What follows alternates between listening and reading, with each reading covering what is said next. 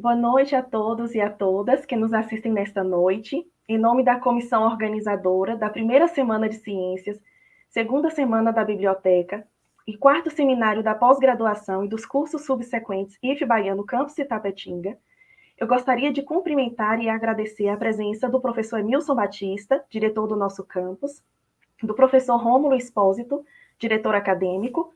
Cumprimento também a nossa coordenadora de ensino, professora Vera Lúcia Brito, e as coordenadoras de pesquisa e extensão, professora Camila Brandão e Érica McConnell, aos quais eu passo a palavra neste momento. Olá, pessoal. Boa noite a todos e a todas. Satisfação muito grande estar aqui com vocês mais uma vez. Quero aqui já saudar aí a nossa mesa virtual, agradecer aí a todos aqueles que estão prestigiando o nosso evento. Obrigado pela confiança, né, de estarem aqui mais uma vez nos assistindo. Quero também agradecer a nossa organização, né, a nossa equipe de organização desses 3 eventos. Lembre-se que aí nós estamos realizando a primeira semana de ciências, né? A segunda semana da biblioteca e o quarto SPGS. Então, a essa equipe, né, que envolveu aí professores, técnicos, estagiários de nosso campus, nosso muito obrigado, né, mais uma vez. Mesmo num período de pandemia, com todas as dificuldades, nós estamos aí continuando a trabalhar, continuando a produzir conhecimento, continuando a atender a nossa comunidade, através da pesquisa, ensino e extensão, que é o nosso principal objetivo. Quero agradecer especialmente aí ao professor João Salles, por ter atendido prontamente, né, a nossa solicitação de estar aqui hoje, abrilhantando o nosso evento, fazendo uma mesa de abertura aí com um tema tão importante, né, tratando da ciência, vida e democracia. Este momento em que nós temos a ciência como uma grande protagonista, né, na defesa da vida, e um momento onde a nossa democracia está sendo fortemente atacada. Então, nada mais justo do que se tratar de um tema como esse neste momento. Esse evento, ele tem o objetivo também de nos aproximar ainda mais de nossa comunidade do Médio Sudoeste baiano e também de outros lugares, né, do nosso país, já que é um evento de forma virtual, então a gente tem braços ainda maiores, né, alcançamos espaços ainda mais longínquos, e isso é muito importante. É um momento também de disseminação do conhecimento, né, da troca de conhecimento. Então, eu espero que todos aqueles e aquelas que estão participando do nosso evento, que ajudaram a organizar o nosso evento, todos e todas, sem exceção, que consigamos aproveitar da melhor forma possível esse evento e consigamos sair daqui com uma ciência mais forte, porque neste momento aí nós vimos que, de fato, né, é importante que nós consigamos potencializar a ciência do nosso país, defender a ciência do nosso país. Então, muito obrigado novamente a todos e todas. Desejo um excelente evento a todos aqueles e aquelas que estão participando, direto ou indiretamente. Então, um grande abraço e estaremos aqui durante o evento.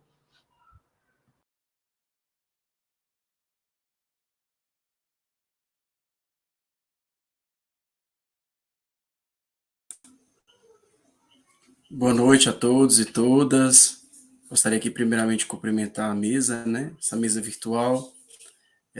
Mas antes disso, só fazer minha autodescrição. Sou o professor Rômulo, né? Estou aqui com, ao fundo, uma parede azul, claro. Estou com barba, levemente calvo, camisa listrada. Cumprimentar aqui o professor Emilson, diretor do nosso campus, João Carlos Salles, magnífico reitor da UFBA, né?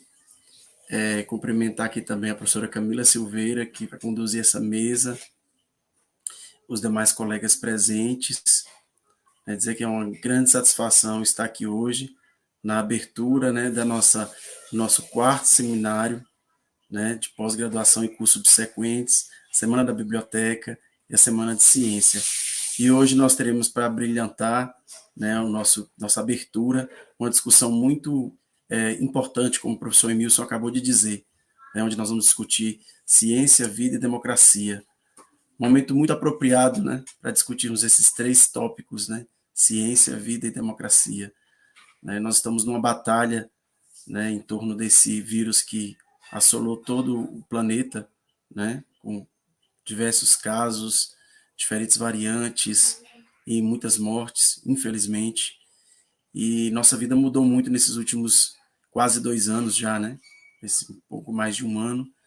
E nós tivemos que nos reinventar. E na educação não foi diferente, né? Na educação, na ciência, na pesquisa, na extensão, nós tivemos que nos reinventar e dar continuidade ao nosso trabalho de uma outra forma, mas buscando manter em pé, né, esse bastião da ciência que é tão importante, tem contribuído tanto, inclusive para combater essa pandemia. E democracia, né, um momento muito oportuno para discutirmos sobre democracia. Nesses momentos difíceis que nós vivemos, num cenário complicado, a democracia mais do que nunca se mostra tão importante quanto sempre foi, né? E precisamos valorizá-la e enriquecer toda a nossa discussão em torno da democracia. Gostaria de parabenizar aí a comissão organizadora dos 3 eventos, né? Que eu sei da imensa dificuldade que é organizarmos eventos, ainda mais nesse contexto, e de maneira bastante competente tem organizado. Gostaria de agradecer aí a presença dos nossos colegas servidores, bem como dos nossos alunos e também do público externo, e agradecer aí o aceite do professor, né, João Carlos Salles, por estar brilhantando nossa mesa de hoje. Encerro por aqui, né, não vou me alongar muito hoje, e deixo aí passando a palavra para os demais colegas.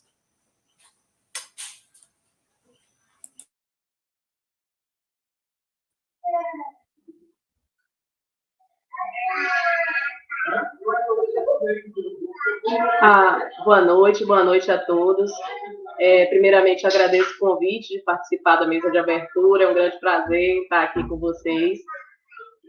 Cumprimento cordialmente essa mesa de abertura, né, em nome do professor Emilson, cumprimento as comissões responsáveis pelos eventos, cumprimento todos os presentes, sejam inscritos ou não, e cumprimento também aqueles que posteriormente vierem a assistir essa mesa, né, de abertura no próprio canal do Baiano, do campus Itapetinga. Então, estamos todos muito contentes, né, com o início da primeira semana de ciências, a segunda semana da biblioteca e o 4º seminário das pós-graduações dos cursos subsequentes do Baiano campus Itapetinga. Eventos como esse são de grande relevância em momentos como estamos vivendo atualmente, de desinformação, de notícias falsas, que acabam se propagando, né, nos caminhos tortuosos da internet, e vão buscando atalhos para alcançar o destino, e às vezes alcançam com muita eficiência e acabam causando estragos dos mais diversos. E aí, nesse contexto todo, a democratização da ciência acaba sendo e tendo um papel transformador, né, permitindo essa disseminação e geração de novos conhecimentos e desenvolvimento da sociedade como um todo.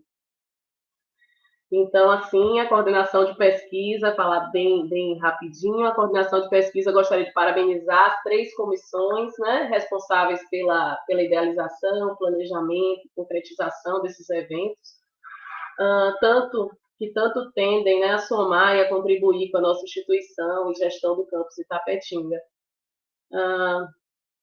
Enfim, a reitoria também e o campus pelo suporte necessário, né, parabenizar a todos que se envolveram direto ou indiretamente. Então, nossos parabéns e principalmente a todos que idealizaram e realizaram esse evento. Por fim, né, a coordenação de pesquisa do campus Itapetinga deseja a todos um excelente evento. Um grande abraço a todos.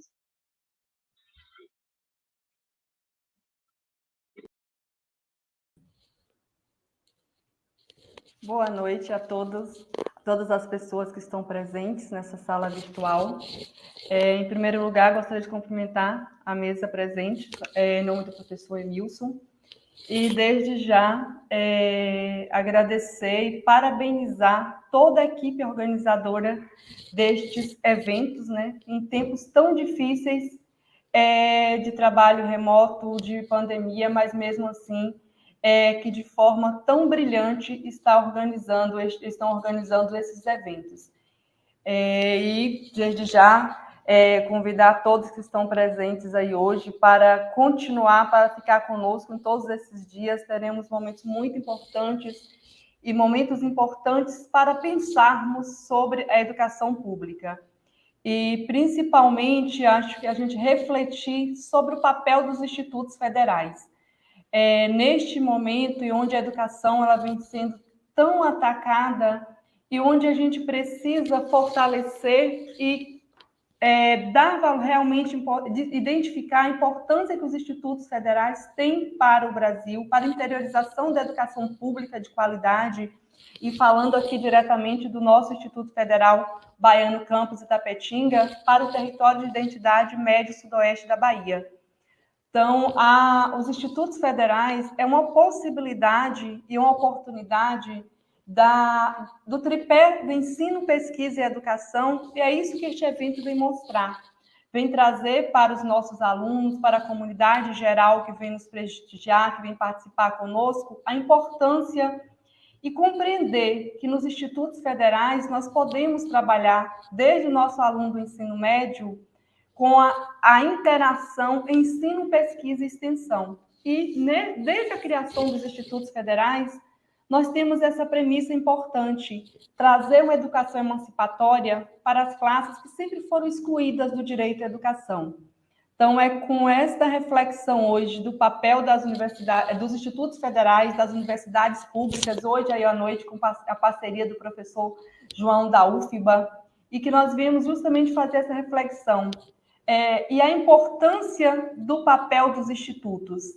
E, desde já, realmente deixar aqui o convite para todos que estão presentes, para aqueles que irão nos assistir posteriormente na gravação da atividade de hoje.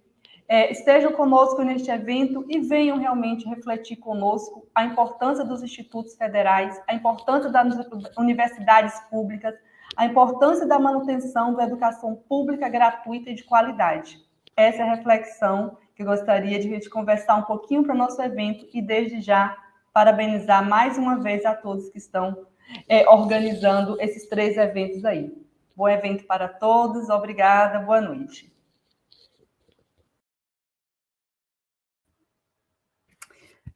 Boa noite a todos.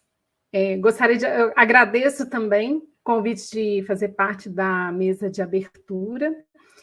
Cumprimento todos os colegas que estão aí, o professor convidado, né, os que estão integrando a mesa, os que estão assistindo também, participando, né, dessa live como espectadores.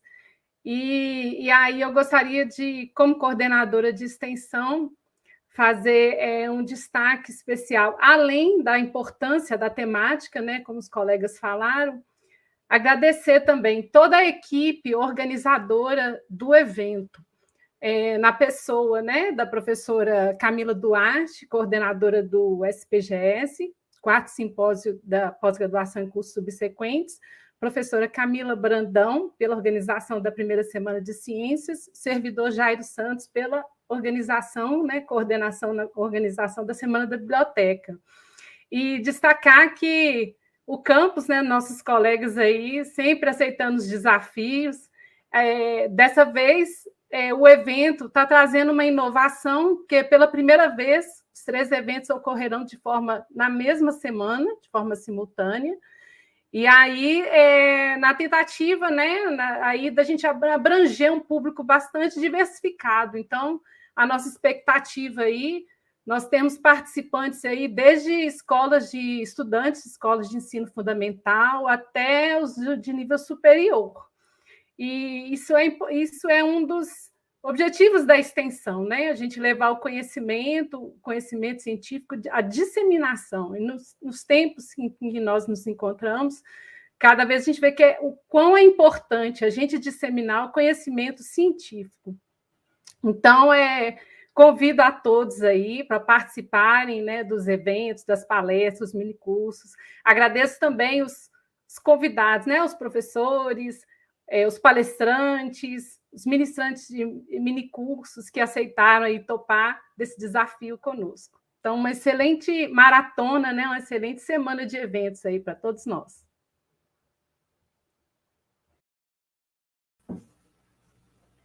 Eu agradeço a fala de vocês que representaram a nossa instituição. E, na oportunidade, eu quero estender os meus cumprimentos aos demais convidados que vão compor a nossa mesa, os professores Evaldo Gomes e João Carlos Salles.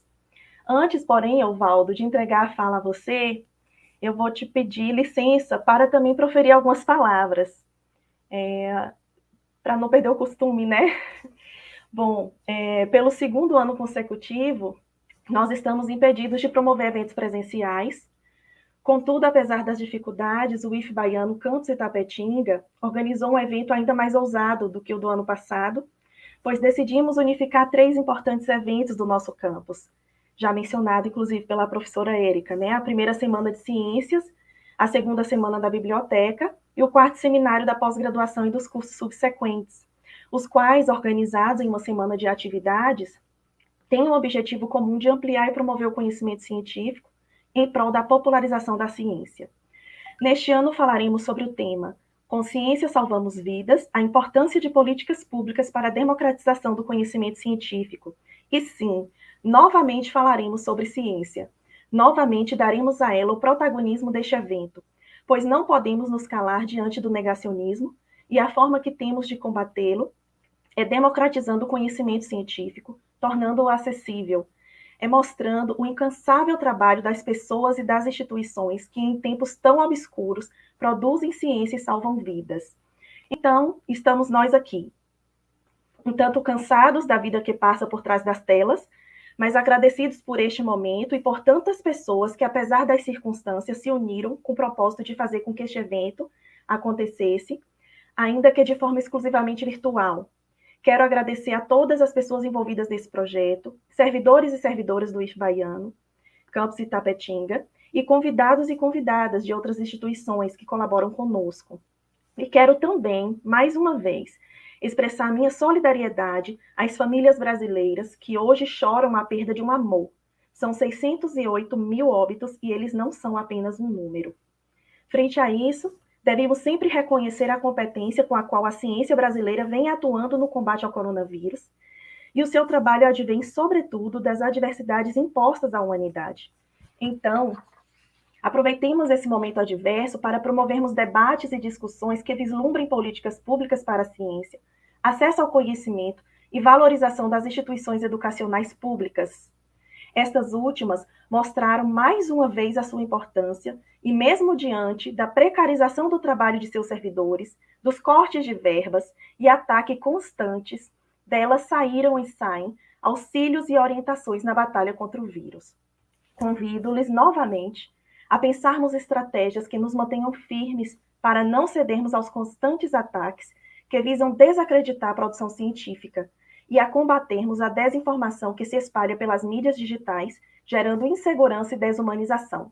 É dever de todas as pessoas comprometidas com a ciência e com a justiça social posicionar-se contra a arbitrariedade e o negacionismo. Exerçamos, então, a nossa tarefa histórica e política de denunciar qualquer realidade desumanizadora e de promulgar as possibilidades de transformação. Essas são as minhas palavras. Deixo a vocês um excelente evento e para iniciarmos oficialmente a nossa atividade, eu convido o professor Evaldo Gomes para coordenar essa mesa, cujo tema central é Ciência, Vida e Democracia, a ser tratada pelo professor João Carlos Salles. Muito obrigada. Boa noite.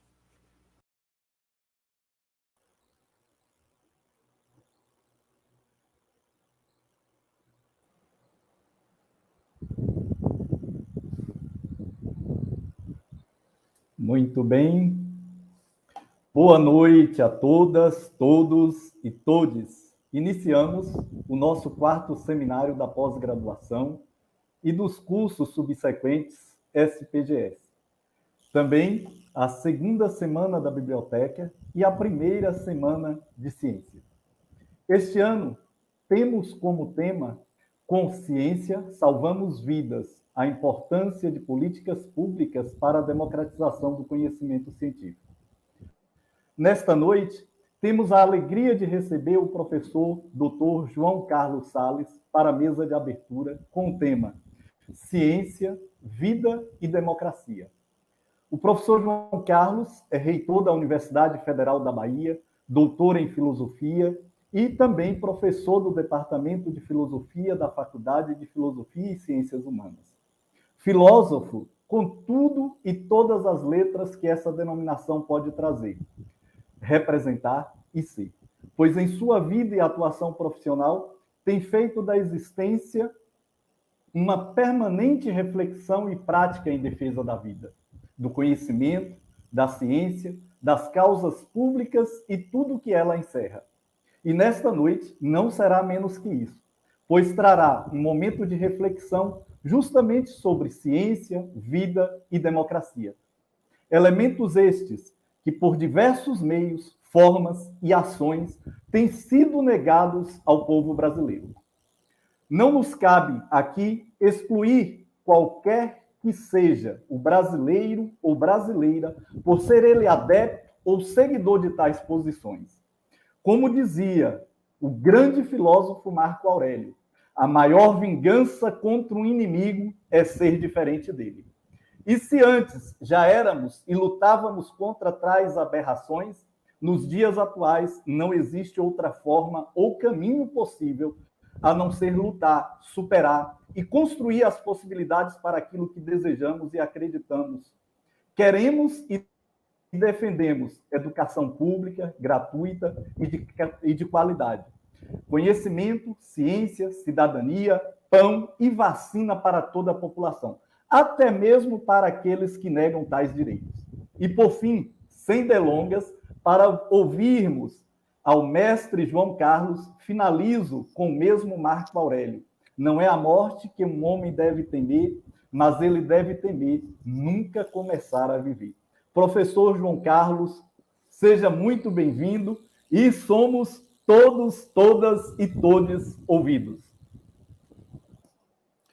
Muito obrigado, professor Evaldo, muito obrigado a todos que me antecederam, falas importantes, falas de defesa da instituição pública, do conhecimento, falas de resistência, portanto, às formas de obscurantismo e de autoritarismo que hoje enfrentamos. Uma honra para mim estar aqui com vocês. E quando eu fui convidado e pediram um título, eu não sei, de uma forma um pouco espontânea, reagi e disse Ciência, Vida e Democracia. E o que eu me coloquei como desafio foi pensar a relação íntima, interna, entre esses conceitos. Eles não parecem ter muita relação à primeira vista.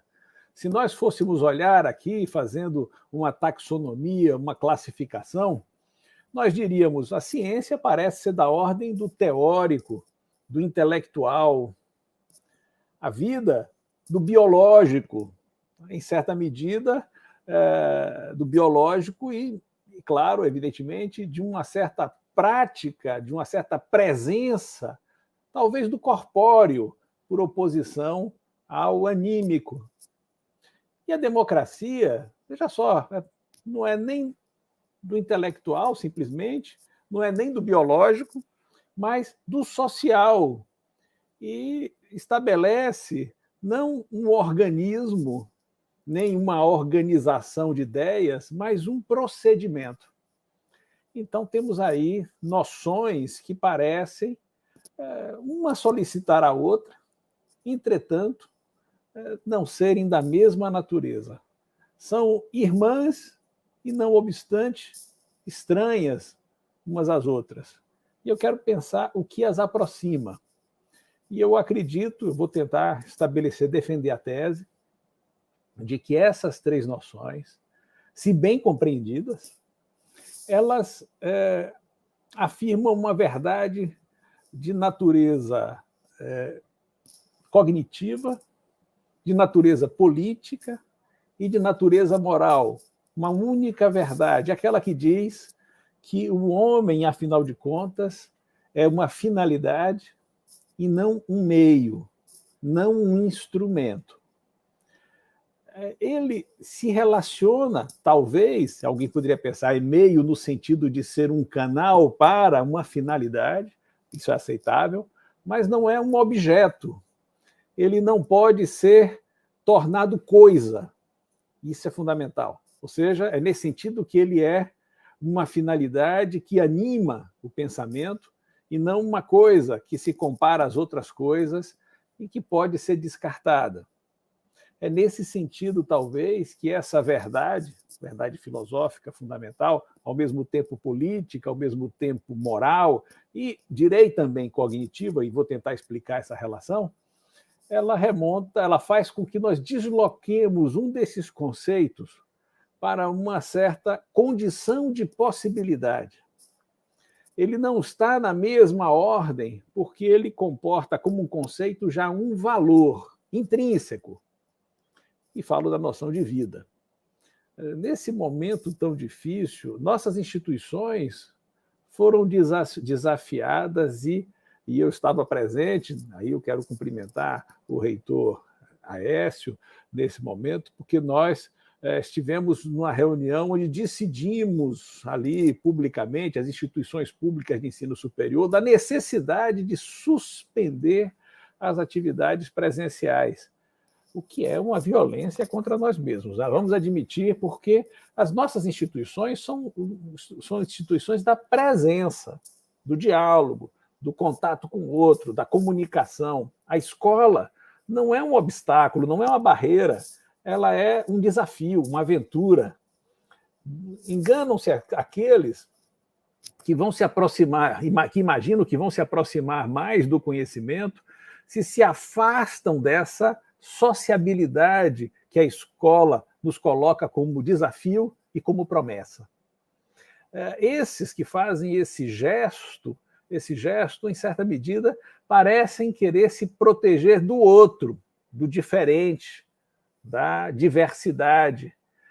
Esses pensam que poderiam ter uma relação direta com o conhecimento, desprezando essas duas outras noções, a da vida e da democracia. Pois bem, a vida, nesse sentido mais óbvio hoje, desse bem precioso e inegociável, nos levou a redefinir procedimentos, formas de proceder e solicitou das nossas instituições defesa. E quem pôde agir de forma adequada foram as instituições que produzem conhecimento. E são as instituições que são pautadas não pelo autoritarismo, mas pela democracia. Essas instituições têm tido um papel fundamental nesse tempo de pandemia e de pandemônio. Nesse sentido, então, eu quero recuperar essa noção primeira de algo que é próprio ao conhecimento, ao corpo e à sociedade. E aqui, fazer uma certa...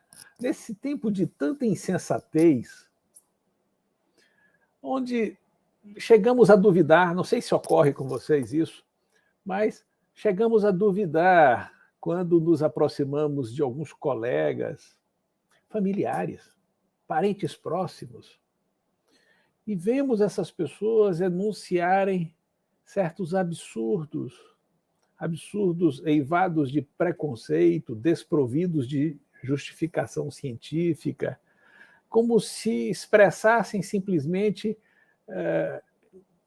em enunciados, às vezes estapafúrdios, expressassem a sua vulgaridade, a sua ignorância, a sua rudeza. É lamentável, né, para muitos de nós, a experiência de conviver com pessoas pelas quais temos afeto, conviver com essas pessoas com essa barreira intransponível ao diálogo. Devem ter tido também alguma dificuldade, devem perceber, de trazer à mesa com essas pessoas argumentos científicos, trazer à mesa esse pedido mínimo que devemos fazer, ou seja, vamos pensar a respeito, vamos colocar provas à mesa. Isso tem feito com que a nossa vida, em vez de ser a construção permanente de espaços públicos de sociabilidade e, portanto, de diálogo, ela tenha se tornado, até no convívio doméstico, o espaço da polêmica, da violência que caracteriza as redes sociais. É por isso até que não deixa de ser com um travo, um gosto não muito bom, o fato de que, sim, devemos nos valer das tecnologias digitais. Não conseguiríamos fazer ciência, não conseguiríamos fazer política, não conseguiríamos fazer arte, não conseguiríamos educar sem as redes sociais, sem a utilização de plataformas, de bancos de dados, etc. Ao mesmo tempo, esse avanço na técnica parece ter feito ter gerado não uma aproximação do homem em relação ao homem, mas um afastamento, uma clivagem, né, que compromete exatamente a construção, né, de uma segunda natureza banhada em valores compartilhados no espaço público. Ora, e aí, nesse cenário onde percebemos tanta rudeza, onde nos surpreendemos, desculpem, com a formulação de argumentos toscos que não estão no nível próprio de um Instituto Federal, da universidade, não estão no nível, não fizeram aquele deslocamento entre um pensamento mágico, meio mal informado, e um pensamento científico, onde nós temos pautas para avaliação da causalidade, nós temos pautas para demonstração de nossas conclusões, onde nossas premissas de argumento devem fazer com que proposições sejam a forma de justificar outras proposições e não a força, a agressão, e não a repetição pura e simples, e não a distorção, não a imagem, mas o argumento é a forma pela qual nós tecemos essa atmosfera, essa respiração, esse oxigênio no qual prospera a ciência e no qual deve definhar a ignorância. Então, não deixa de ser um pouco irônico lermos hoje um texto, permitam ler uma pequena citação de um dos grandes filósofos de todos os tempos, René Descartes. E Descartes dizia algo ao começo do seu discurso do método, que, lendo hoje, faz acentuar uma ironia que já estava presente naquele momento. Ele diz: o bom senso é a coisa mais bem distribuída do mundo, pois cada um pensa estar tão bem provido dele que mesmo aqueles mais difíceis de se satisfazerem com qualquer outra coisa não costumam desejar mais bom senso do que têm. Não deixa de ser uma certa ironia, né? Quando nós percebemos a insensatez, quando nós percebemos o esvaziamento do espaço público, quando nós percebemos a agressão substituir o convencimento. Evidentemente, essa declaração de Descartes parece insensata ela própria, mas não é. Porque o que ele está colocando, né, em última instância, é o seguinte: ele está dizendo que cada um de nós estamos providos não de verdades, mas de uma certa capacidade. Chega-se a usar a expressão o homem honrado, o homem honesto, tem uma certa capacidade de reconhecer o que é claro e distinto, de reconhecer um passo argumentativo. Nós temos um certo patrimônio comum, talvez alguns diriam inato, mas um patrimônio comum de procedimentos cognitivos que nos fazem acertar com a verdade e não por acaso. Essa é a chave daquilo que nós chamamos de ciência, hein? A ciência não é uma soma de conhecimentos verdadeiros. Não é uma soma solta de proposições que, por um acaso, são verdade. Nós podemos construir todas as proposições, né, e colocaríamos numa caixa, e diríamos simplesmente essas proposições são, por serem proposições, são verdadeiras ou falsas, e aí separaríamos. Essas são as verdadeiras, essas são as falsas, aqui está a ciência, aqui está a ignorância. Não é bem assim. E há um exemplo curioso de Descartes, né? Imagine que que vamos imaginar, por exemplo, que nós estamos olhando um relógio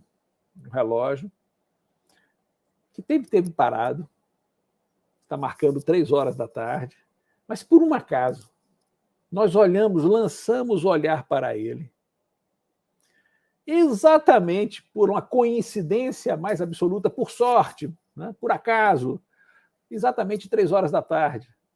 Naquele momento que olhamos, aquele instrumento parado dizia a verdade. Mas não é conhecimento. Não é conhecimento. Não temos um caminho para produzir, para chegar à verdade. Um relógio parado é pior do que um relógio que está atrasado sempre, que nunca diz a verdade, mas que nos orienta melhor. Imagine um relógio que sempre tivesse atrasado 5 minutos. Ele nunca vai dizer a hora certa, mas a gente vai preferir se guiar por esse relógio do que por aquele relógio parado que acerta a verdade 2 vezes ao dia.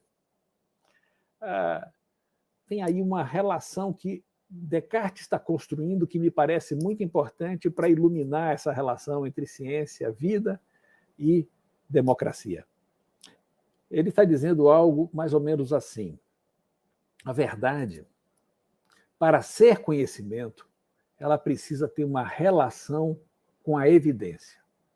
Imaginem vocês 2 pessoas discutindo, uma negando a posição da outra. É trivial dizer que pelo menos uma delas está errada. Claro, uma está dizendo P e outra está dizendo não P. Uma delas certamente vai estar errada. E alguém poderia dizer, uma delas certamente está com a verdade. Mas Descartes faz um gesto mais forte, ele diz, sim, uma delas certamente está em erro, mas nenhuma tem a verdade. No sentido de que, se tivesse, vejam só a sutileza, se tivesse a verdade, teria um caminho para ela. E se tem um caminho para ela, ter um caminho para ela é ser capaz de dizer ao outro, de mostrar ao outro esse caminho, ser capaz de convencer o outro, de vencer com o outro e de chegar com ele à verdade. Então, vejam, essa relação entre verdade e evidência é uma chave preciosa que faz iniciar a filosofia moderna, mostrando, em certa medida, que a estrutura do conhecimento envolve uma relação com proposições, mas uma relação orientada por uma certa habilidade, um certo mérito, uma certa capacidade intelectual, um método, enfim, um caminho até a verdade. E isso parece uma chave definidora de que a verdade tem ali dentro dela, oculta, na sua relação com a evidência, uma chave que faz com que cada um de nós esteja em deliberação consigo mesmo quando pensa, quando faz ciência. Estar deliberando consigo mesmo é construir não proposições isoladas, mas construir estruturas argumentativas pelas quais, por esse caminho que estou abrindo e desbravando e configurando e pisando em solo firme, porque ele é um caminho demonstrado, por esse caminho eu posso repetir a viagem e chegarei novamente à verdade, mas mais ainda, eu poderei dialogar com o outro, construir com o outro uma comunidade que compartilha vocabulário, que compartilha conhecimento, que tem, portanto, um procedimento pelo qual nos espelhamos uns nos outros e sentimos que participamos de uma estrutura de comunicação, de produção conjunta.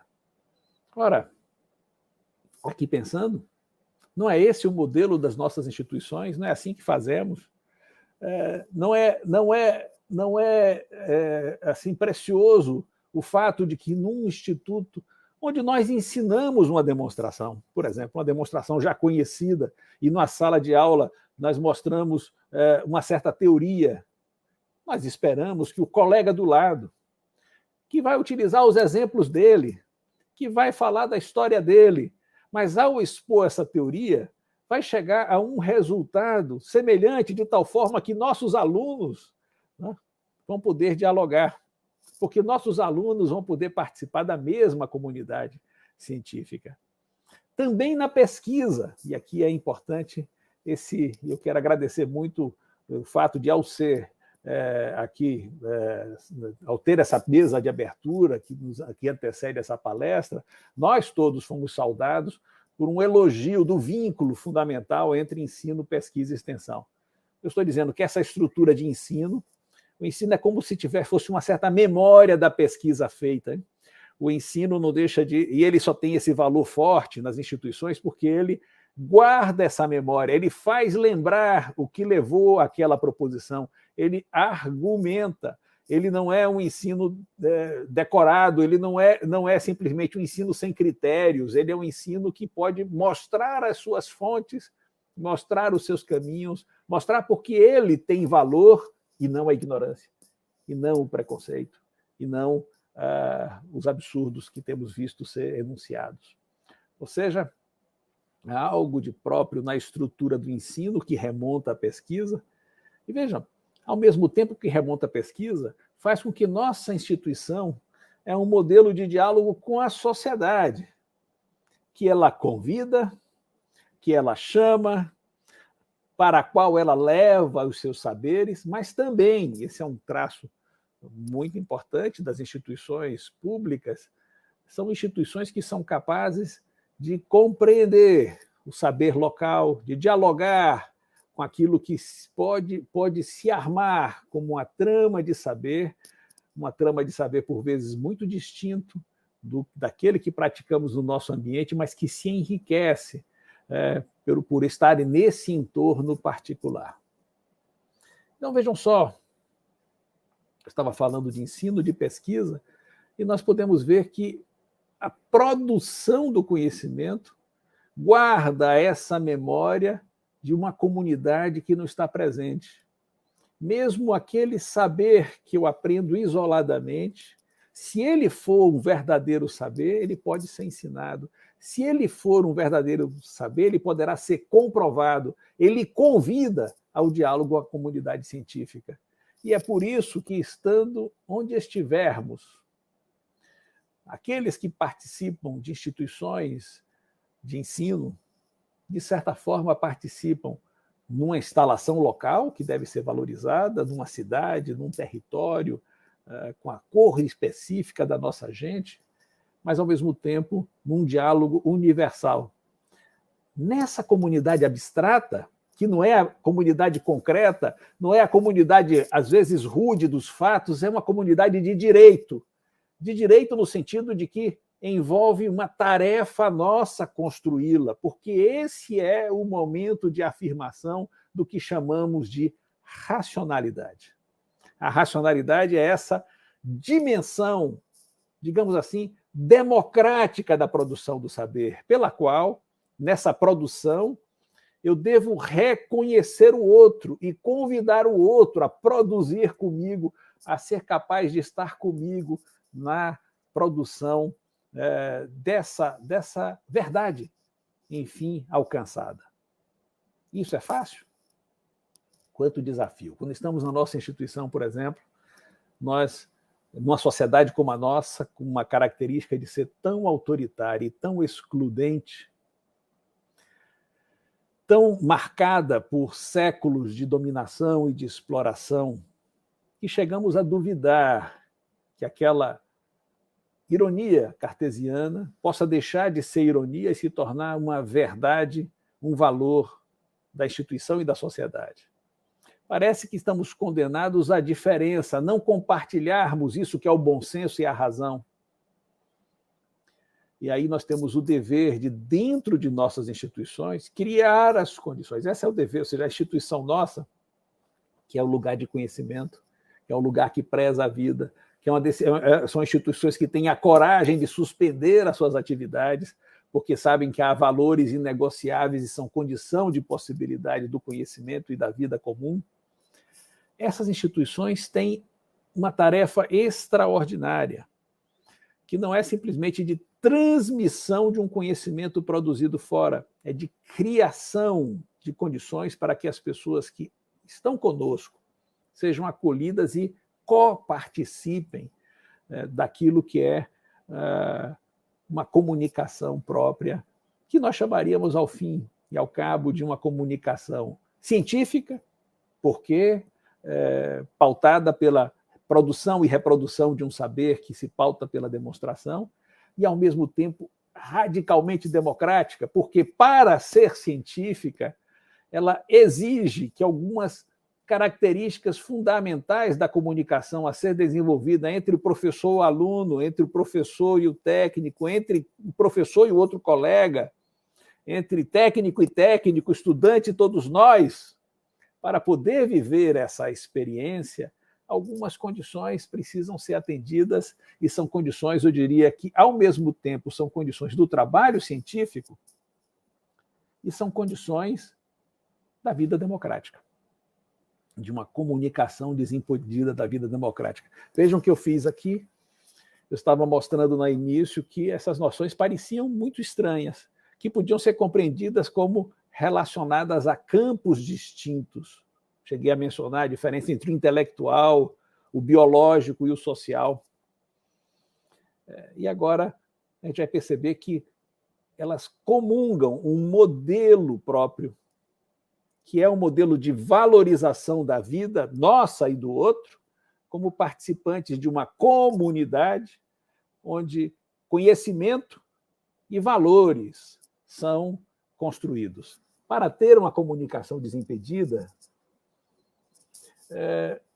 e saindo apenas do território dos fatos e lançando aqui, para concluir, uma certa semente de democracia, de utopia nas nossas relações, eu quero lembrar algumas cláusulas que são consideradas cláusulas fundamentais para uma comunicação e, é claro, também para uma demonstração, que são condições ideais da argumentação.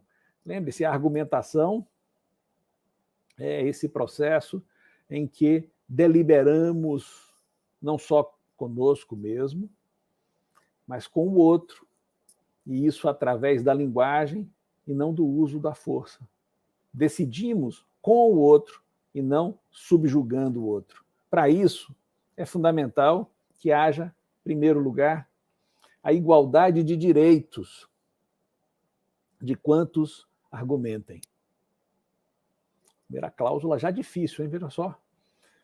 E a cláusula tem razão, ou seja, se um tem direito e outro não tem, se um se considera, por exemplo, bem-nascido e considera o outro desprovido de recursos, ele pode usar aquele expediente, sabe com quem está falando, né? E outros expedientes de autoridade e de desautorização do outro. Um certo procedimento de, em vez de dialogar, tentar destruir o outro. Segundo, igualdade potencial de compreensão. Isso não é óbvio. Por nossa diversa situação, formação, ponto de vista, a capacidade comum de compreensão exige um trabalho. Exige, por exemplo, que se deem os instrumentos para que as pessoas possam, vou dar um exemplo simples, né? Hoje, com a literatura toda sendo colocada em outras línguas, nós precisamos favorecer o acesso de nossa comunidade a outros idiomas, criar condições do acesso a livros que, às vezes, antes eram proibidos o acesso, criar condições para que as pessoas não tenham uma diferença de condições e possam ter igualdade potencial de compreensão. Muita gente teme isso, tem muita gente que esconde o seu saber, aquilo que sabe, para que o outro não se lhe equipare. Ao contrário, é preciso criar condições, e esse é um segredo do bom professor, ele é aquele que não ocupa a cadeira e impede que outro chegue, ele é aquele que deixa, por assim dizer, a cadeira vazia, porque ele quer que outras pessoas possam estar nesse lugar de saber. Uma terceira condição, também muito difícil, sobretudo numa sociedade desigual e preconceituosa como a nossa, é o reconhecimento da alteridade potencial ou efetiva. É preciso reconhecer no diferente um brilho que, às vezes, nós mesmos não temos. É preciso reconhecer no diferente e lhe conceder aquele direito e a possibilidade de compreensão para que as nossas diferenças tenham a riqueza da diversidade e não o obstáculo da incompreensão. Enfim, é preciso ter uma crença comum na eficácia da linguagem. Ou seja, se a diferença se coloca, se há um desafio para saber se algo é verdadeiro ou falso, como resolver isso, se não pela linguagem? Somente pela linguagem construímos a demonstração científica e a deliberação democrática. Elas têm esse núcleo em comum. E esse núcleo comum da construção científica e da deliberação democrática é a seiva extraordinária da vida na academia, nos institutos, nas universidades. Em certa medida, nós somos um exemplo, e não é por um acaso que nós somos tão atacados, não é por um acaso que não querem respeitar a eleição dos reitores nos institutos e nas universidades. Não respeitar o reitor não é não respeitar uma pessoa, é não respeitar a comunidade, é dizer para a comunidade: vocês são ineptos, não têm o direito de escolher, quando nossas instituições são aquelas que fazem um movimento de reflexão e exemplificam essa conjugação extraordinária entre produção de conhecimento e construção da democracia. É por isso que nós teríamos, assim, uma grave ação de um governo negacionista. Um governo que valorize o saber, não precisa ser um governo de acadêmicos, mas que valorize a cultura, que valorize as manifestações intelectuais. É um governo que eleva as medidas. É um governo que coloca o valor da formação entre os valores mais elevados. Não é o que temos visto. Ao contrário, temos exemplos de que o governo amesquinha a necessidade do que é uma instituição pública de conhecimento. Recentemente, num evento inaugurando equipamentos daquele grande laboratório Sirius, que é o grande laboratório de pesquisa de luz síncrotron no país, o presidente desafiou estudantes que estavam protestando, né, a dizer: se vocês disserem aí quanto é 7 vezes 8 e quanto é a raiz quadrada de 4, eu saio desse lugar. Puxa vida, imagine. Primeiro, aí tem uma agressão ao outro e não um diálogo. Segundo, isso é o conhecimento que autoriza as pessoas. Esse conhecimento está aquém de qualquer padrão mínimo de escolaridade. Então, alguém que imagina que esse conhecimento seja desafiador não valoriza a ciência, não acha que institutos e universidades sejam importantes, porque isso não é desafio nenhum para aquilo que nós fazemos em nossos institutos e universidades. Um governo que, diante de mortes que se acumulavam, de óbitos, né, dizia: e daí? É alguém que não percebeu que há uma verdade inegociável na valorização da vida, que é condição de tudo. Governos que atacam as instituições e que mesmo esboçam a destruição da estrutura até desse Estado de direito, certamente não preza a democracia. Por isso que hoje, ao vir aqui diante de vocês e dizer que ciência, vida e democracia têm um laço íntimo, falar desse laço íntimo, dessas noções que se solicitam, é dizer que é intolerável e extremamente perigoso para o nosso futuro como nação e para a nossa realidade atual ter um governo negacionista.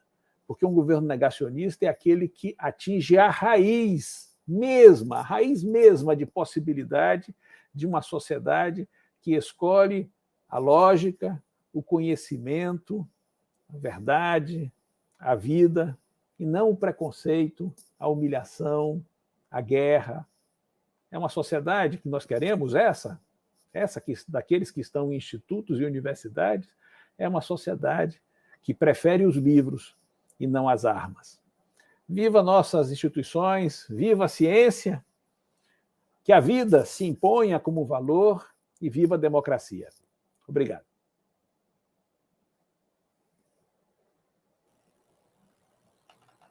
Muito bem. Obrigado, professor João Carlos, por essa fala brilhante. É muito bom, num tempo como esse, né, parar e escutar essa capacidade de reflexão e, principalmente, né, essa facilidade de uma linguagem que nos possibilita entender com tamanha clareza e tão bem. Né?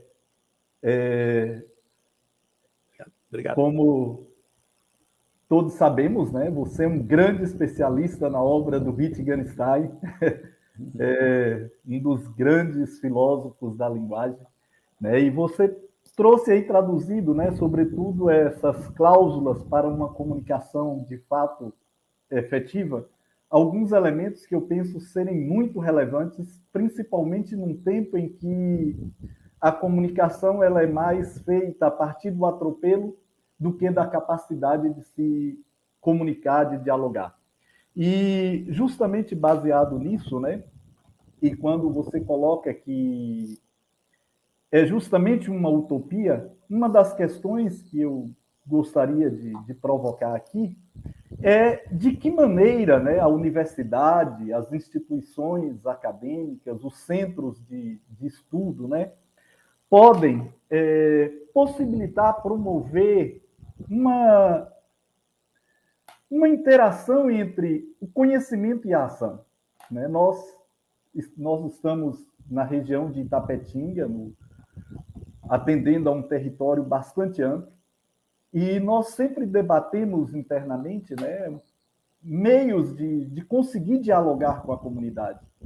Né? Uma das preocupações nossa, de educadores, da gestão do campus, do IF baiano como um todo, é conseguir estabelecer vínculos de comunicação com essa comunidade que muitas vezes está ali no entorno e não faz ideia do que seja o espaço que se tem à sua frente. Né? E a crise nossa é justamente porque muitas vezes nós não conseguimos ainda promover essa interação entre esse conhecimento que produzimos dentro dos muros acadêmicos e a população, a grande massa. E nos últimos anos, né, não é uma coisa nova no nosso país, mas, sobretudo, nos últimos 10 anos, isso acentuou-se muito, e o resultado disso é o que nós temos hoje à frente das instituições do país, e inclusive governando o país. Né? É uma situação em que orgulha-se da ignorância, né? Não a ignorância no sentido de não saber e desejar conhecer, mas a ignorância no sentido de negar qualquer possibilidade efetiva de se conhecer algo. Né? Então, uma das questões que eu gostaria de ouvi-lo é justamente sobre isso, de que maneira as instituições podem estreitar esses vínculos e pode efetivamente chegar a esse público. Né? De que maneira a ciência, principalmente, nós estamos aí dentro da primeira semana de ciência, né, do nosso campus, e é um grande desafio. Né? A pandemia nos trouxe esse desafio e uma série de ações realizadas pelo Instituto Federal Baiano, né, e também no nosso campus, conseguiu promover isso de alguma maneira. Mas como que isso poderia se ampliar? De que maneira isso poderia chegar mais efetivamente ao povo, né? Vamos assim dizer. Veja, essa questão é essencial, Evaldo. Veja, desafiadora em muitos níveis. Eu diria que uma resposta mais simples, e era apenas uma primeira resposta, é dizer o seguinte: nós temos obrigação de não nos fecharmos em nós mesmos. Né? Às vezes, nós somos um pouco responsáveis por isso. Hein? Então, por exemplo, é muito comum, né, termos docentes que cultivam um vocabulário de estranhamento, um vocabulário que é já um apelo à autoridade. Existe, então, às vezes, uma certa tendência a um certo doutorismo. Né? Então, a pessoa não quer ser clara, porque imagina até que a clareza seja uma fraqueza. Né? né? Então, se eu fui compreendido, é porque eu sou banal, né? Então não sou profundo, né? Eu tenho uma impressão de que a clareza é um resultado de um trabalho permanente de pensamento e é uma obrigação nossa. Então, uma das formas de manifestar essa clareza é a divulgação científica. Ou seja, a divulgação científica é um esforço de tradução daquilo que produzimos, às vezes, no laboratório, segundo expedientes os mais cerrados, né? Mas com a capacidade de mostrar à sociedade a relevância disso, né? De fazer com que aquela causalidade que nós descobrimos ali com nossos instrumentos seja compreendida, né, por parcelas mais amplas. Essa é uma resposta apenas. Eu acho que a divulgação científica, nós temos falhado muito em divulgar. Porque se nós divulgamos essa cultura científica, nós estamos contribuindo para que argumentos toscos não sejam aceitos, né? Em primeiro lugar, isso. Segundo, é o seguinte, não é somente, às vezes, um certo saber que se isola. Por vezes, nós temos dificuldade, e devemos superar essa dificuldade, na relação com o nosso entorno. E ela é dupla. A primeira dificuldade é que, às vezes, nós não reconhecemos uma sabedoria que não chegou ainda a se formular na nossa maneira particular, no nosso vocabulário. E, por vezes, não compreendemos o refinamento, o requinte dos mestres populares, por exemplo. E, com isso, ao não compreendermos esse requinte, também temos uma dificuldade de compreender as suas demandas. Segundo, há uma tendência muito forte nas instituições para se protegerem, não se abrirem. Mas, como instituições públicas, eu creio que nós temos a obrigação também de fazer com que os movimentos sociais, os coletivos, assim como também representantes de outros setores, encontrem em nosso espaço, nesse espaço público, a oportunidade de diálogo, de presença.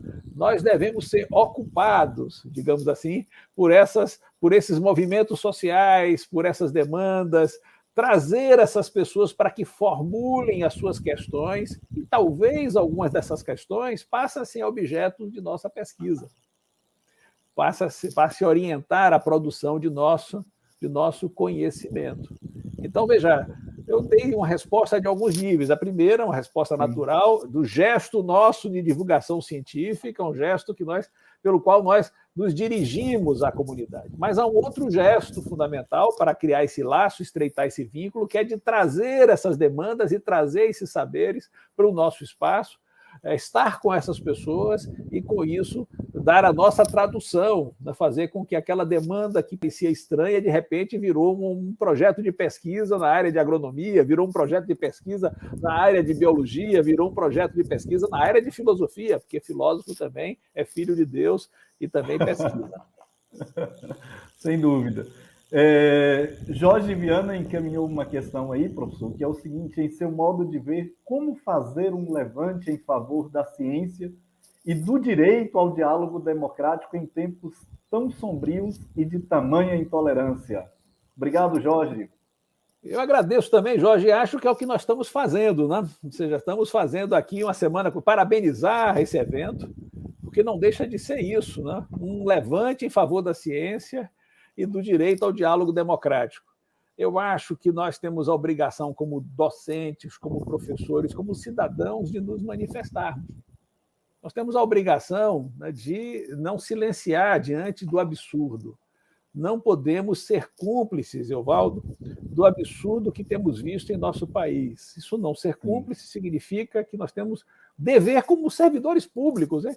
Se nós somos servidores públicos, nós somos servidores de Estado, de um projeto de nação, não de um governo. Nós não somos servos de um governo, não somos serviçais de um governo. Nós somos servidores do Estado. E nós temos a obrigação de dizer para a sociedade que, no seu interesse, no seu melhor interesse, ela deve preferir a ciência à ignorância.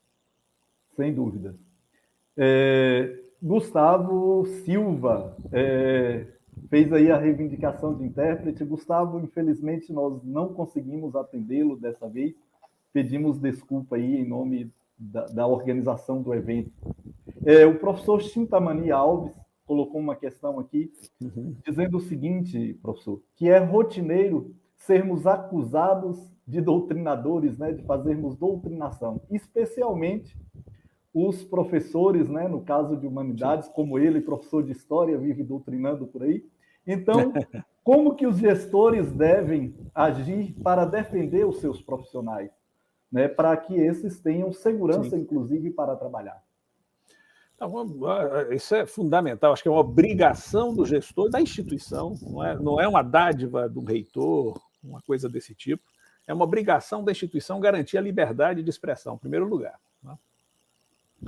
Devemos alertar aquelas pessoas que imaginam que estão nas redes sociais, sabe? Ou seja, algumas pessoas pensam que estão dentro da universidade.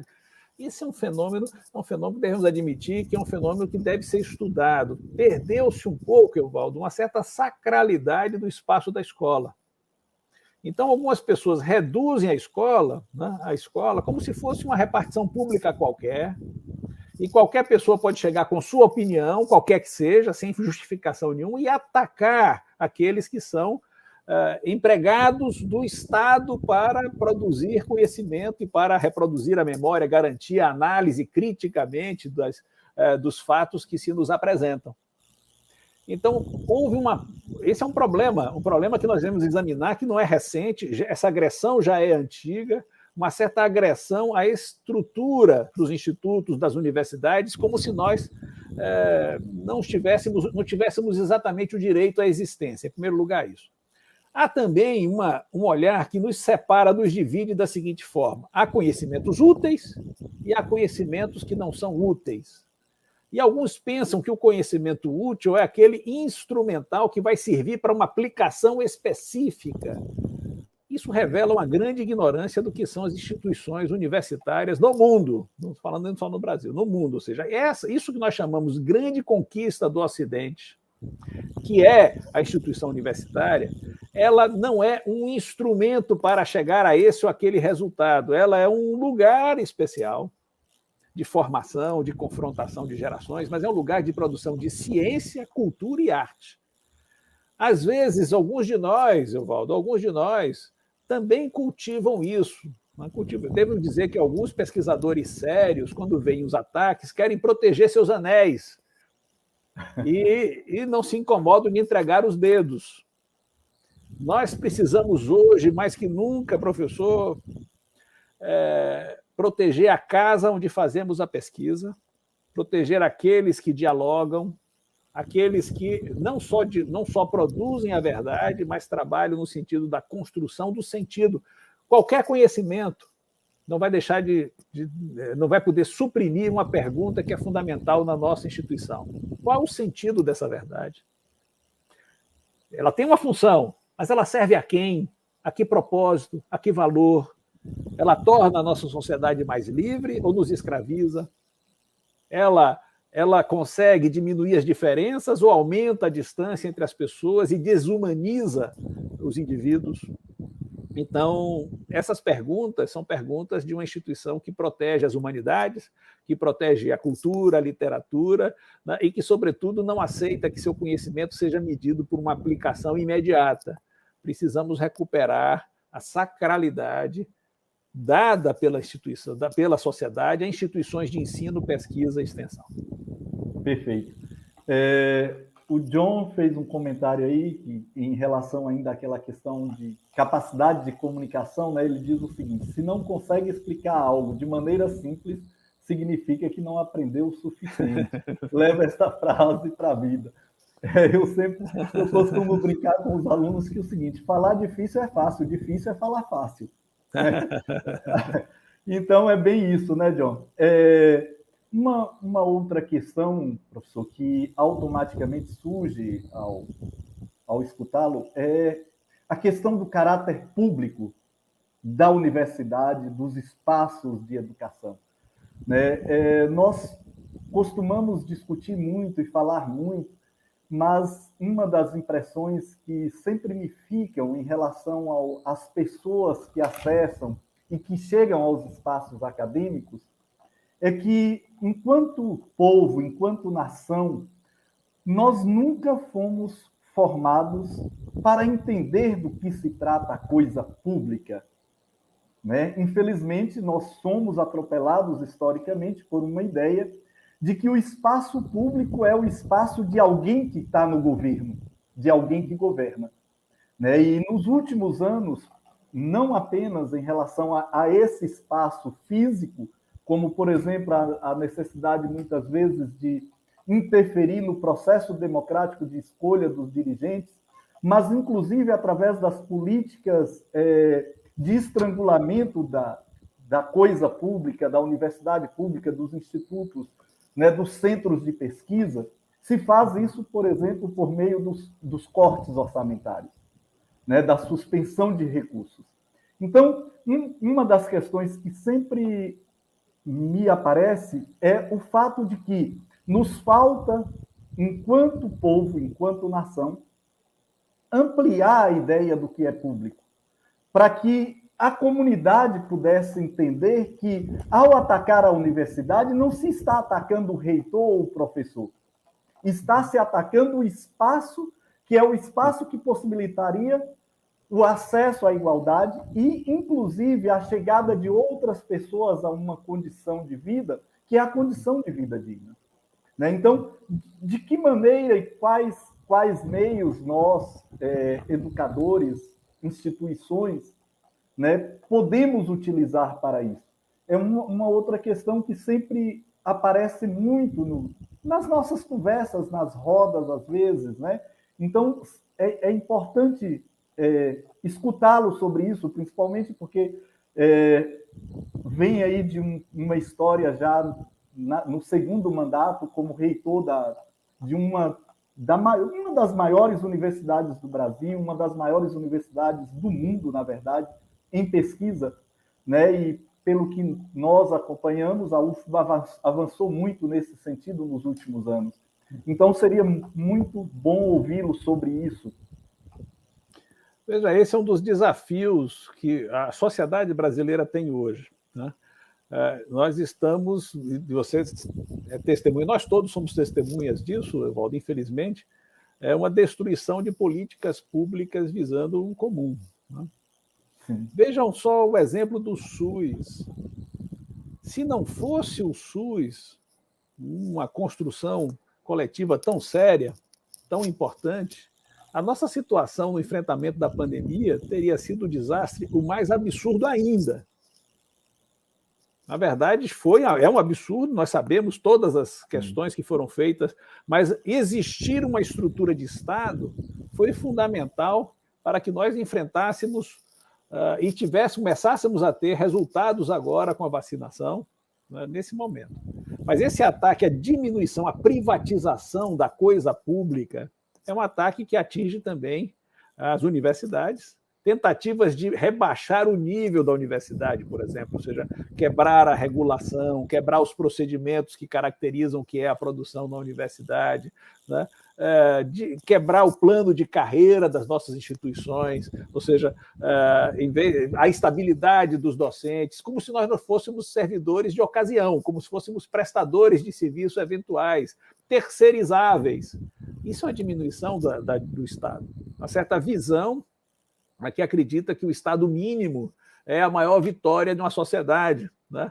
O Estado mínimo só é a vitória de uma sociedade se ela já tiver cumprido as suas tarefas de divisão de recursos, de formação completa, e nesse sentido, é claro, se ela é radicalmente democrática, não é preciso nutrir um Estado máximo, porque já criamos estruturas suficientes para a nossa gestão. Mas não é o que ocorre, não é o que ocorre. Se retirou, sobretudo, essa dimensão de um estado de bem-estar, né, que pode acolher, como você diz, que pode formar novas gerações e, no caso das nossas instituições, produzir mérito. Veja, uma instituição de ensino que depende apenas do mérito anterior a ela, ou seja, que vai formar os filhos dos bem-nascidos, ela só reproduz a desigualdade e perde a oportunidade de descobrir o brilho, o talento da nossa gente. ela aprofunda um déficit de representatividade da nossa sociedade, quando ela deveria se abrir ao talento da nossa gente, que em condições de igualdade certamente mostram sua inteligência e sua profundidade. No caso da UFBA, posso dar esse testemunho de que o enegrecimento da nossa universidade é fundamental para o enriquecimento da nossa universidade. E nós temos, sim, eu acho que a universidade, apesar de todos esses ataques, tem conseguido se manter como instituição de pesquisa, tem avançado sistematicamente na avaliação de seus cursos, tem garantido, inclusive com as políticas de ações afirmativas, né, de inclusão, tem garantido que esse tecido nosso, amplo, hoje são mais de 50 mil alunos, Evaldo, esse tecido tenha dado resultados com uma certa pujança e relevância no país. É uma tarefa muito grande, vocês têm que combater a redução do Estado, tem que combater o ataque à universidade e tem que combater projetos de manutenção da exploração em nosso país. E essas questões estão todas conjugadas, como nós temos visto. Perfeito.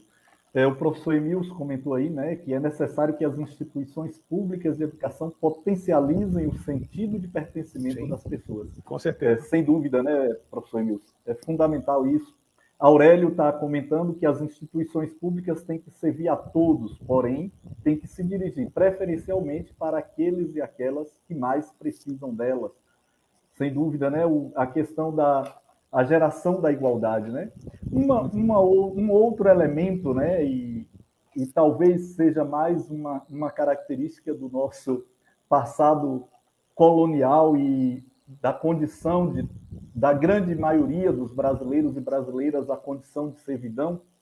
É interessante nós pensarmos que no Brasil há uma grande confusão, que é confundir o acesso à igualdade, confundir o direito de alguém como se fosse privilégio, né? Justamente para esconder o lugar de privilégio de alguns poucos, né? A gente percebe isso muito claramente ao fazer qualquer estudo e qualquer análise mais detalhada da reação que se teve, por exemplo, contra as políticas de cotas, das reações que nós temos todas as vezes que uma instituição, que uma universidade adota uma política mais inclusiva, né? A gente viu isso em relação às populações pretas, viu isso em relação aos povos indígenas, a gente vê isso hoje em relação, por exemplo, à população transgênero, né? Todas as vezes nesse país, por exemplo, que uma universidade, que uma instituição abre uma cota para transgênero,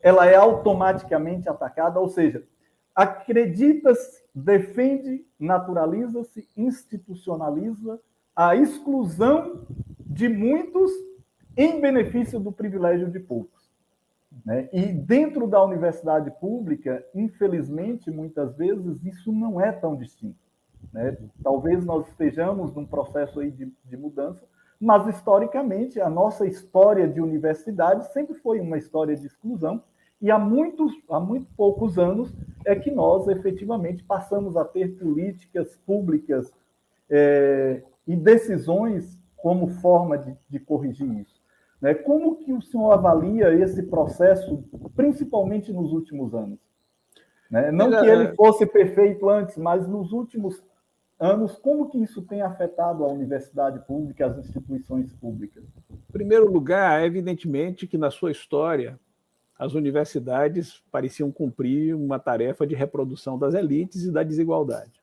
Isso é fato. Mas eu confesso a você, Evaldo, que também tem um lado, né? Que aqueles que defendem políticas sociais com toda a razão, né? Que querem a universidade mais aberta, às vezes desdenham de certas estruturas de produção de conhecimento. Nós precisamos ver na universidade, saber separar no tecido da universidade aquilo que é conflito, aquilo que é repetição, aquilo que é reprodução de privilégios, de uma verdadeira natureza. Por isso que eu falei de um certo olhar utópico. Nós temos que descobrir, em meio ao conflito, a colaboração. Em meio à mera reprodução de privilégios, a ampliação de direitos. Nós temos que ver, em meio à repetição, que às vezes ocorre, aquele professor que só repete conhecimentos produzidos fora, nós temos que ver a criatividade, a inovação, a capacidade de que nossa gente brilhe dentro dela, né? Ou seja, a universidade eu considero que é um equipamento de longa duração. Ela não pode se confundir com o governo e ela não pode se confundir também com a história de exclusão da nossa sociedade autoritária, excludente, que explora os trabalhadores, etc. Nós temos que perceber nela um equipamento prende futuro. Né? Em primeiro lugar, isso. Eu acho que é fundamental, porque às vezes, com isso, podemos contribuir para quebrar a sacralidade dela, sabe? Muitas pessoas, às vezes, algumas pessoas pensam a universidade só como um lugar para fazer política, só como um lugar, um espaço como outro qualquer. Eu quero crer que a universidade é um lugar para fazer política também, mas não é só isso. Ela tem algo fundamental na sua natureza, que é a construção de uma comunidade científica, de uma inclusão, uma produção do mérito. Uma produção do mérito que não é a reprodução do mérito pretenso das elites. Né? Então, eu queria fazer, em primeiro lugar, essa avaliação estratégica. De fato, né, para a independência as políticas anteriores de ações afirmativas abriram uma clareira importante para nós. Ampliaram, diminuíram a desigualdade na composição dos nossos estudantes. Temos que trabalhar muito ainda para que essa desigualdade, essa diferença, a não representatividade da cor da nossa gente entre os docentes, seja ainda... Nós temos muitos passos a dar nesse sentido, né? Então, nós ainda temos um déficit grande de representatividade nas nossas estruturas. E as políticas de ações afirmativas, em certa medida, passaram a incomodar as elites, que já não se reconheciam mais das nossas estruturas, Evaldo. Já desconfiavam das nossas estruturas, já se incomodavam ao verem ali, né, que os filhos da nossa gente, por vezes não os bem-nascidos, entre aspas, né, chegavam a cargos e se formavam em diversas disciplinas que antes pareciam destinadas ao filho do patrão, ao filho do fazendeiro, né, ao filho de alguém que tivesse propriedades. Isso incomodou. A gente tem que admitir que isso incomodou muita gente. E parte da campanha, né, contra a universidade tem esse traço de ressentimento de uma elite que não se reconhecia mais na cor bela da nossa universidade. Mas eu queria também, eu não posso deixar de enfatizar esse outro lado, né? Essa luta, essa disputa política, passo a passo, essa conquista que nós temos que fazer, não pode nos fazer esquecer que a universidade precisa que a sua aura seja recuperada com a cor nossa. Precisa ser recuperada com essa participação de nosso povo. Precisa ser recuperada mostrando que a nossa gente pode fazer política de excelência, pesquisa de excelência, conhecimento, arte e cultura de excelência.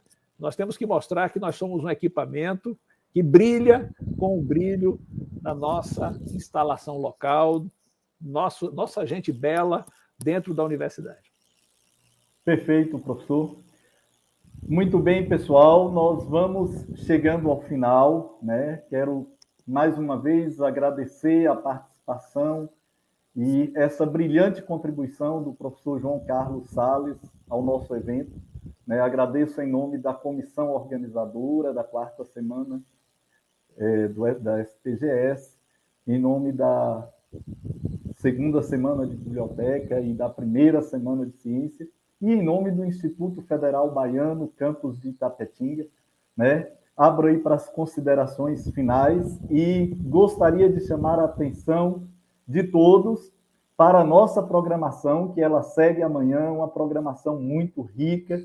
Falar apenas de algumas coisas aqui, né? Amanhã nós vamos ter o minicurso Ensino-Aprendizagem de Línguas, análise de aspectos semânticos, linguísticos e críticos para o ensino de língua moderna. Vamos ter uma palestra das 14 às 16 horas sobre estratégias para a democratização do conhecimento científico. Teremos das 16 às 18 horas minicurso e palestras, né? uma palestra específica sobre políticas públicas para a EJA, um minicurso sobre estratégias metodológicas para o ensino de genética no nível médio, e das 19 às 22 horas, temos mais uma mesa com uma palestra sobre empreendedorismo feminino na área de alimentos. Então, assim, essa é a programação de amanhã, estão todos convidados, né? Acessem aí, divulguem e estejam presentes, tá bem? Professor, fique aberto para as considerações finais. Consideração simples, agradecer a oportunidade do diálogo, né, dizer da alegria de estar com vocês, da vontade de presencialmente um dia nos encontrarmos também, né, e reforçar a sintonia importante da Universidade Federal da Bahia com o IFE baiano. Estamos juntos, uma luta grande, uma luta da nossa instituição contra o obscurantismo, contra o autoritarismo, em defesa da ciência, da vida e da democracia. Muito obrigado.